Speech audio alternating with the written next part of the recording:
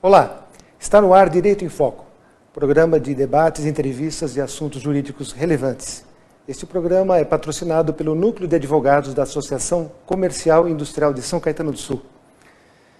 Hoje nós vamos falar sobre um tema que nas duas últimas semanas, tem causado bastante expectativa pelas nossas chamadas, que é a possibilidade, um sistema onde os impostos podem ser extintos de um país, pode ser extinto do Brasil, por exemplo. Essa é uma questão que, quando nós colocamos nas chamadas para esse programa, causou uma expectativa. Recebemos muitas respostas sobre isso, muitos comentários, muitas perguntas, meu telefone não parava de tocar, dizendo: Ariovaldo, o que está acontecendo? Nós vamos ter aqui uma revolução, um país sem cobrar impostos vai quebrar. E para responder essa questão, se realmente é possível um sistema, num país como o Brasil, ou em qualquer outro país civilizado, um sistema onde não haja necessidade de cobrança de impostos, e mesmo assim o país consiga cumprir todas as suas obrigações de segurança, transporte, educação, e além disso, poder investir. Vamos ver se isso é possível? Para responder essa questão, nós temos hoje um convidado, que é Juan Maluf, que é um engenheiro, ele é pós-graduado em administração de empresa e especialista em macroeconomia. Então, hoje, com a presença de Juan Maluf, nós vamos entender se isso realmente é possível. Antes de mais nada, muito obrigado por atender ao nosso convite e por tratar desse assunto que está causando tanta expectativa aqui na nossa audiência aqui da TV Grande ABC. Muito obrigado por ter comparecido. Eu que agradeço, Gil. Eu que agradeço. Boa noite a todos. Então, Juan, vamos direto a essa pergunta que está todo mundo aqui curioso para saber. É possível um país como o Brasil extinguir todos os seus impostos e mesmo assim cumprir todas as suas obrigações e ainda promover o crescimento? Deixa eu me dirigir ao povo em geral. Eu quando comecei a me questionar a respeito disso pela primeira vez, eu também não acreditava. Então, eu comecei a pesquisar na história, ver se tinha alguma coisa que poderia embasar isso. E o susto que eu tomei foi tão grande quando eu descobri e onde eu descobri, né?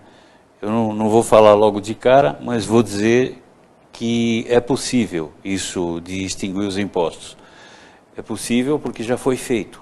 Já foi feito por mais de um século, e você podia dizer: mas foi feito onde? Na Suíça? Foi feito num paizinho do Sudeste Asiático? Não, foi feito num país gigantesco, maior que o Brasil, e por 137 anos.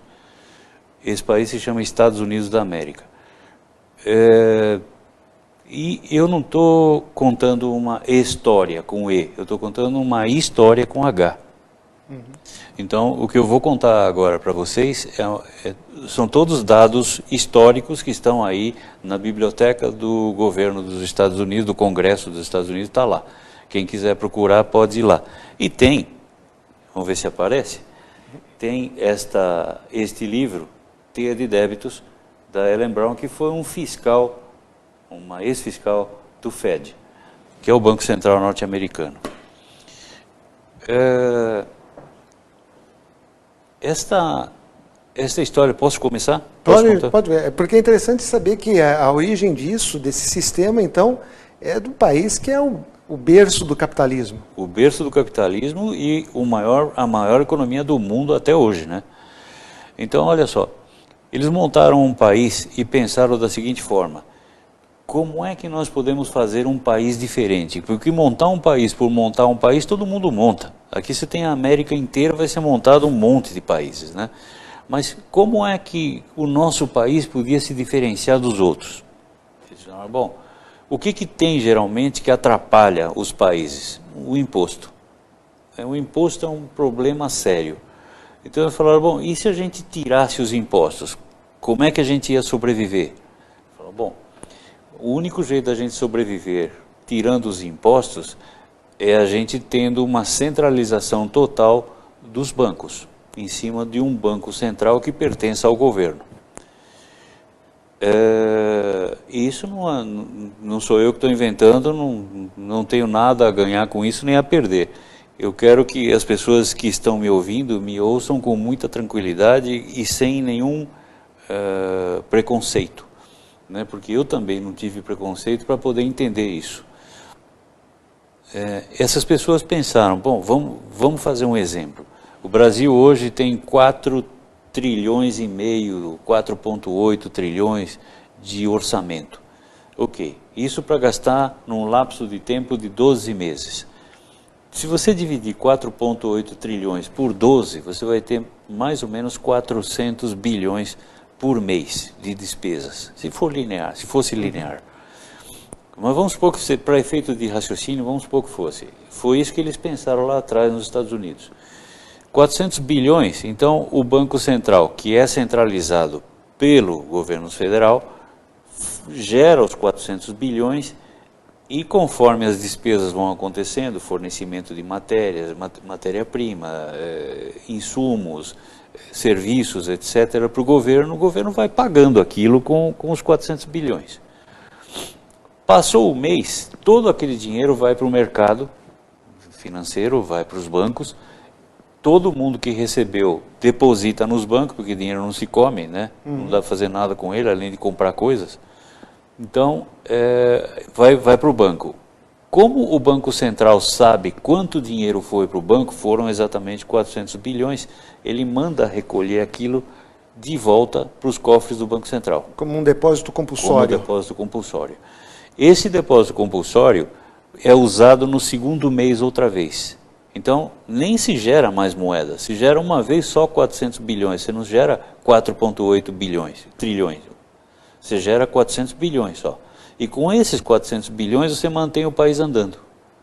Então, é o orçamento da nação dividido por 12.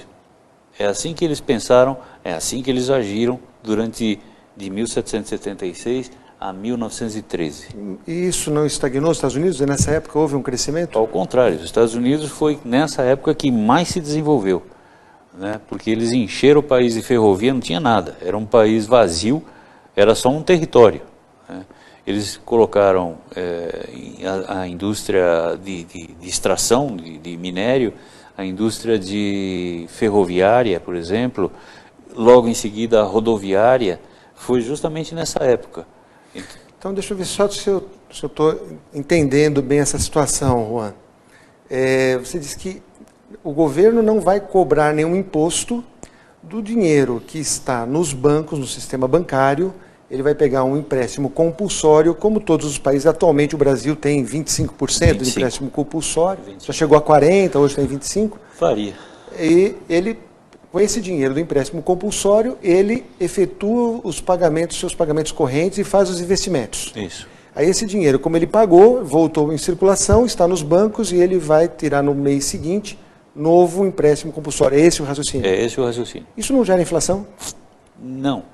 Não, porque a inflação ela é gerada pela diferença entre oferta e procura, entre a quantidade de dinheiro que você tem em circulação e a quantidade de bens e serviços que você tem em circulação.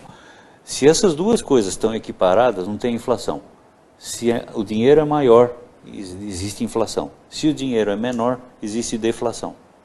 Então, isso tem que estar controlado pelo Banco Central. Isso eles podem controlar. Mas, assim, pelo menos aquele conceito, né? Lógico que nós estamos sendo assistidos por diversos economistas, advogados especialistas em finanças, em direito tributário, mas o conceito básico que, pelo menos no mundo do direito, nós temos, né, é que o empréstimo compulsório ele era um elemento de política monetária. E de uns anos para cá, o próprio Banco Central brasileiro, pelo menos eu não sei outros bancos centrais nos outros países, mas começou a utilizar os empréstimos compulsórios como um instrumento de estabilidade monetária. E pelo que você está dizendo, esse sistema já usado lá no século XVII, século XVIII, né? Século XVIII e século XIX nos Estados Unidos, já era o que o Banco Central brasileiro entende como moderno, que é uma política de instrumento da estabilidade, é isso? De controle. Porque se existe uma diferença entre instrumento de estabilidade e instrumento financeiro. né? Esse instrumento de estabilidade é aquele que nós temos hoje no Banco Central Brasileiro. Ele controla por quê? Porque tem mais detalhes. Por exemplo, quando você autoriza um banco de primeira linha a funcionar, banco de primeira linha que eu falo é Bradesco, Itaú, Banco do Brasil, Caixa Econômica Federal, HSBC, Santander e não tem mais. São 6 bancos que tem no Brasil. Só para comparação, a Suíça tem 5.000 bancos, o Brasil tem 6. Então, em número de bancos nós temos centenas. Mas tem centenas, mas só são que de esses segunda 6 linha. representam quase tudo. São de segunda linha. Esses bancos de segunda linha e de terceira linha, eles têm que pedir dinheiro emprestado para os bancos de primeira linha. E os bancos de primeira linha são os que mandam na economia. Por quê? O que eles fazem? Os bancos de primeira linha estão autorizados no Brasil a emitir para cada real depositado no sistema deles 10 vezes em empréstimos para o povo, para a indústria, para o comércio, para o povo em geral. Nos Estados Unidos isso pula para 40 e na Europa pula para 30 vezes. Agora, Juan... Então o depósito compulsório serve para isso. Se você está gerando moeda nova o tempo todo, você não pode gerar sob... Lembra que eu falei sobre se você tem mais dinheiro do que mercadorias e serviços, você gera inflação. Então o depósito compulsório serve para isso, para enxugar um pouco o mercado, para que esse dinheiro que está sendo gerado o tempo todo, esse dinheiro novo, seja equilibrado com a demanda de serviços. E não gere uma reprodução infinita de dinheiro. Exato. Né? Acaba limitando. Agora, assim, rapidamente, Juan, porque nosso programa infelizmente é muito curto, né? A gente tem que acelerar, infelizmente. Mas, lá você mencionou que em 1913 os Estados Unidos eliminou esse sistema. Por que era um sistema que estava dando certo e eles eliminaram em 1913 e não voltaram para esse sistema? É que não aconteceu em 1913, aconteceu durante a história dos Estados Unidos inteira. Os Estados Unidos teve 4 presidentes que foram mortos por não entregar o sistema para os banqueiros europeus, né? Começando com McKinley lá atrás, William, Jefferson, né? Esses caras foram mortos. E depois que foram entregues, finalmente em 1913, com Woodrow Wilson, o presidente norte-americano, em 22 de dezembro de 1913, quando todo mundo nem estava no Congresso mais, é um gelo nos Estados Unidos naquele momento, né? E todo mundo vai para casa, fica com a família, etc. Tinha 3 pessoas no Congresso dos Estados Unidos e eles fizeram essa lei. Eliminando Nessa lei eles criaram o Fed, eliminando o Bank of the USA, que era o banco central deles, e criando o imposto nos Estados Unidos. Esse imposto substituiria, então, o que o Bank of the USA até então aportava para o governo. Eu estou acompanhando o raciocínio, eu acho extremamente interessante, mas algumas dúvidas ainda eu tenho, não sei se as pessoas que estão nos acompanhando têm as mesmas dúvidas. Nós temos uma questão também de dívida externa, nós temos hoje no sistema brasileiro divisão de poderes, nós temos o governo federal, os governos estaduais e os municipais. Numa questão de depósito compulsório que vai para o governo central, como é que ficariam essas divisões às demais esferas de governo? Mas você responde depois do nosso intervalo, daqui a pouco a gente volta. Olá, estamos de volta com o programa Direito em Foco, programa patrocinado pelo Núcleo de Advogados da Associação Comercial e Industrial de São Caetano do Sul. No primeiro bloco, nós conversamos com o Juan Maluf, que está numa aula aqui sobre a possibilidade da extinção de todos os impostos no Brasil e, mesmo assim, o Brasil continuar pagando todas as suas obrigações e investindo. No final do primeiro bloco, eu deixei a pergunta a Juan Maluf se seria possível a implementação desse sistema no Brasil, mesmo com a nossa forma de distribuição das esferas, né? Federal, estadual, ou estaduais, né? E municipais, e mais o Distrito Federal, sendo que o depósito compulsório ficaria com o governo federal. Então, seria possível implementar isso no Brasil? Sem problema. O único problema que existe nisso, e não é porque nós estamos aqui, a ideia deste programa não é a gente modificar toda a estrutura do Brasil. Não, não é isso.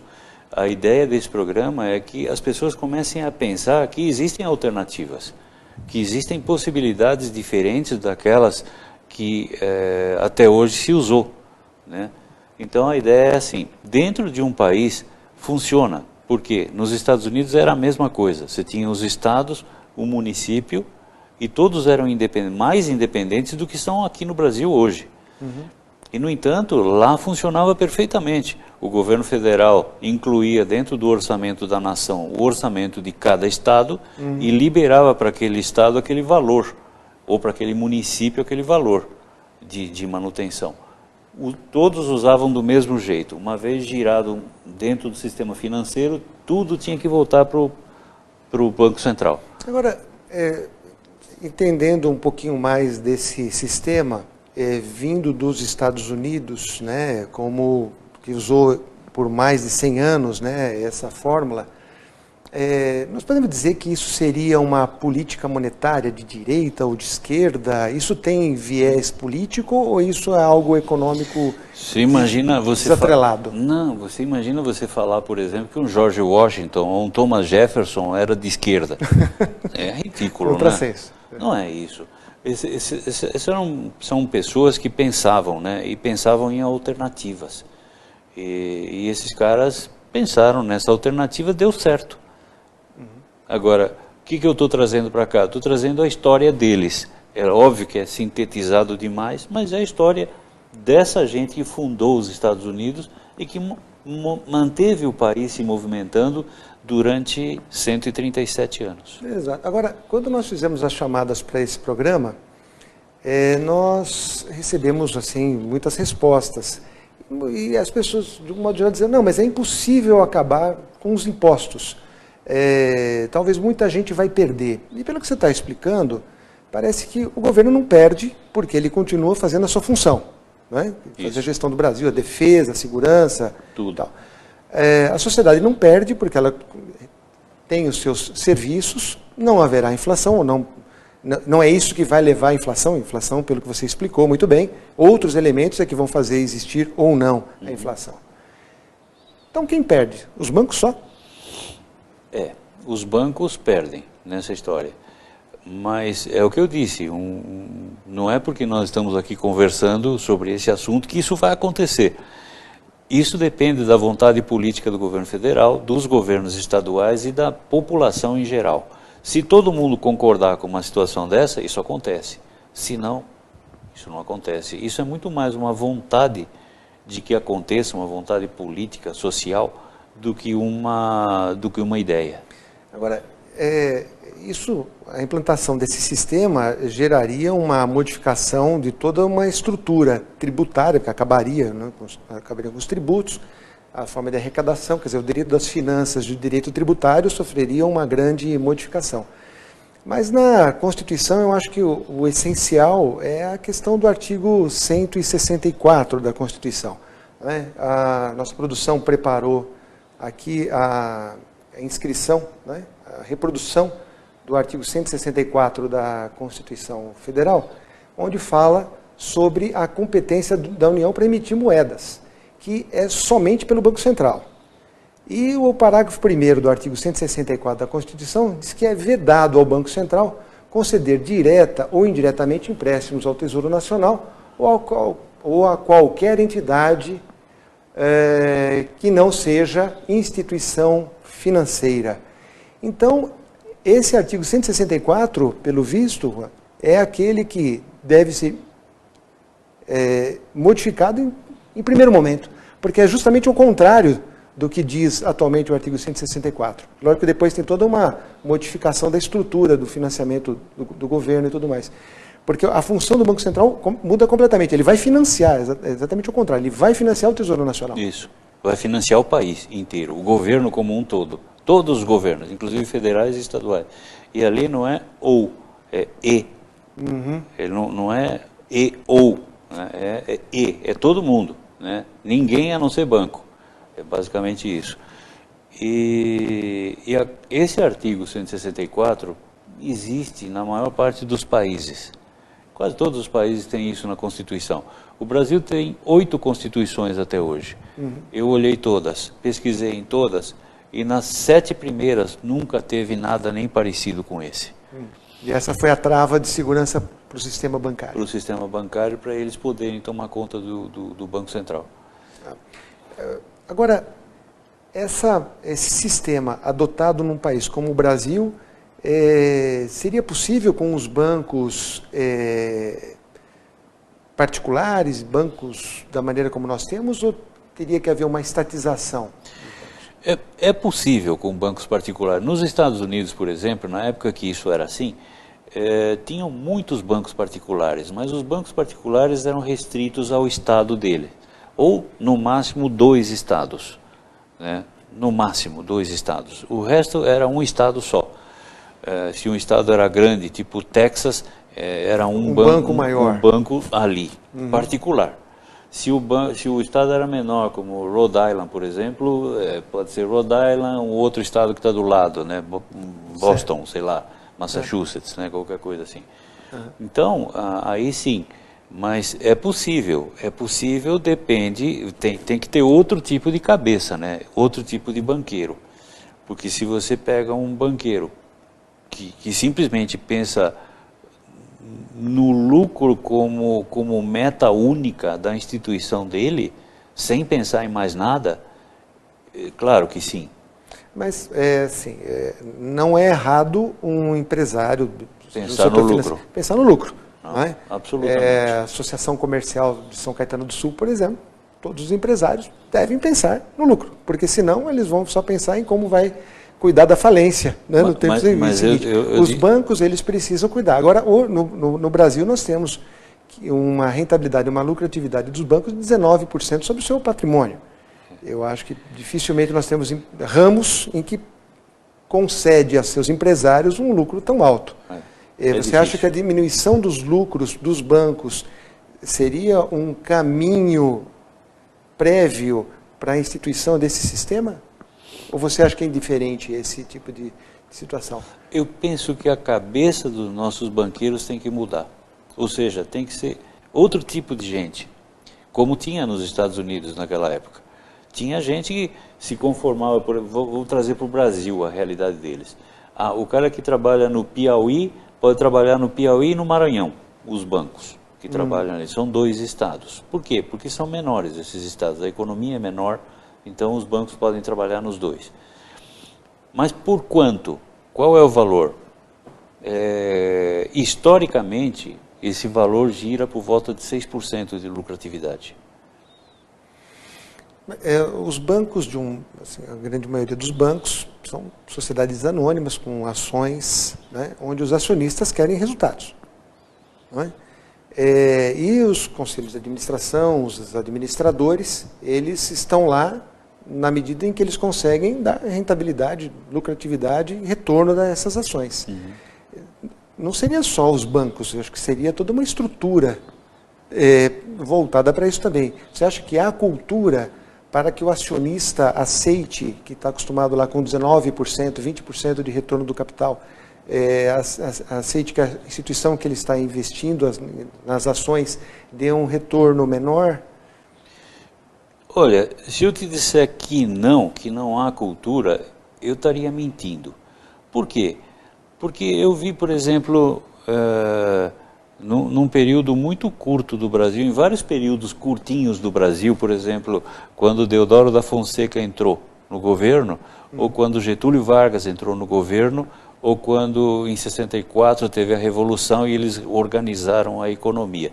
Nesses 3 períodos o Brasil cresceu muito forte e de maneira ordeira. Então, teve até um milagre econômico. Se implementou a pequena indústria, se fomentou a coisa, e todo mundo pagava todo mundo, e com uma lucratividade menor. Agora, hoje o que está acontecendo é uma exacerbação do lucro, né? Então, quanto eu quero ganhar? Quero ganhar o máximo que eu puder. E daí você vai ver, o cara está sonegando imposto, está mandando dinheiro para fora do país e não sei o quê, quando não precisava. Aqui do lado nós temos um exemplo, o Paraguai, por exemplo, cobra 1% de imposto. E vai muito bem, obrigado. E consegue pagar. Realmente, esse assunto, Juan Maluf, é um assunto absolutamente fascinante. Não né? é? Até pela novidade, pelo menos para mim. Talvez muitas das pessoas que estejam nos assistindo agora conheçam esse tema, já tenham lido livros como esse aqui, né, A Teia de Débitos, né, da autora. É uma pena que só tem em inglês. Por enquanto, eu acho que está na hora de alguém no Brasil, como você, por exemplo, né, escrever um livro sobre esse assunto, porque só temos literatura em inglês aqui, né, da Ellen Brown, né, esse livro Teia de Débitos. Vamos, talvez, ler em breve, quem sabe, né, de Juan Maluf em português. Então, lamentavelmente, nosso programa está chegando ao fim e eu só tenho a agradecer, né, a sua paciência, né, de ter que explicar conceitos tão simples, mas que para nós ainda, pelo menos para mim, ainda são um pouco complexos, mas eu acho que deu para entender, acho que todo mundo que está assistindo conseguiu aqui acompanhar essa lição, essa aula que Juan Maluf nos deu hoje, a quem eu agradeço muito e espero contar com sua presença uma outra oportunidade. Sempre que precisar, Ari. Muito obrigado pelo convite e, mais uma vez, não pensem que isso é uma história de direita ou de esquerda. É uma história. Não importa. Quem fez essa história? Os fundadores dos Estados Unidos. Perfeito. Muito obrigado e Direito em Foco volta na próxima semana. Muito obrigado.